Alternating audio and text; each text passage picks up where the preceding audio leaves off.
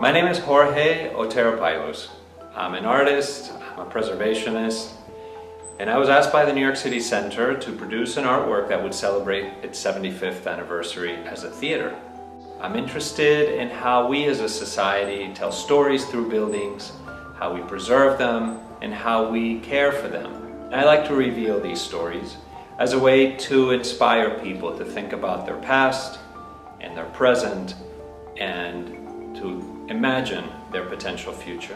One of the ways in which I do that is that I apply liquid latex to the surfaces of monuments, and as the latex dries, it absorbs all of the dust and residue that's on the wall, and then I peel that latex off of the walls and transfer all of that history onto the latex so that we can perceive it in a different way.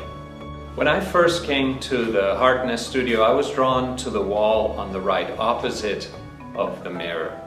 On that wall, the dancers, when they took breaks, and between dances, they would lean on the wall, and that wall was all dirty with their sweat, with their skin, with their hair. And that's the wall that I decided to clean, to cast with latex and to peel off. And then I took those castings and I put them on the floor. And the floor is so important for dancers. It's the most important surface in a room for the dancers. But of course, because it is so important, it is also constantly cleaned. So there is no trace of the dancers normally on the dance floor. So this work is also a work that looks at the way in which architecture and dance relate to one another and how changes in one might affect changes in another.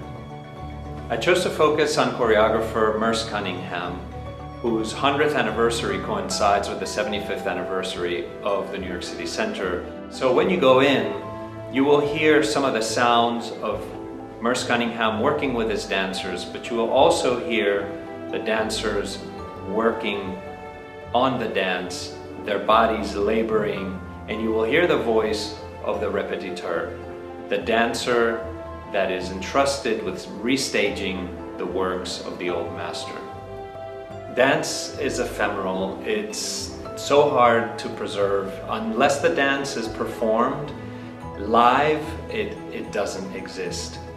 It's intangible, it's immaterial, it's such a fragile art, and yet so incredibly beautiful and transporting. So I leave you to experience Répétiteur on your own. Please walk in to the Harkness Studio. Take your time.